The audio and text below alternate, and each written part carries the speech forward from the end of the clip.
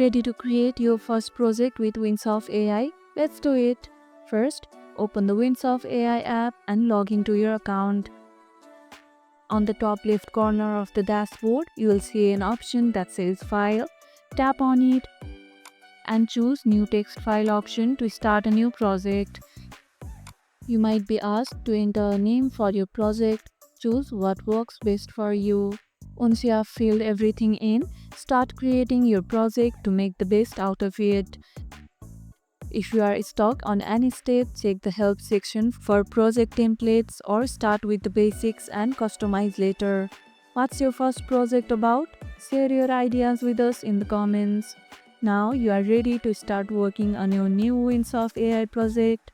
If this video helped, hit the like button, share it, subscribe and leave a comment. Thanks for watching and I'll see you in the next one.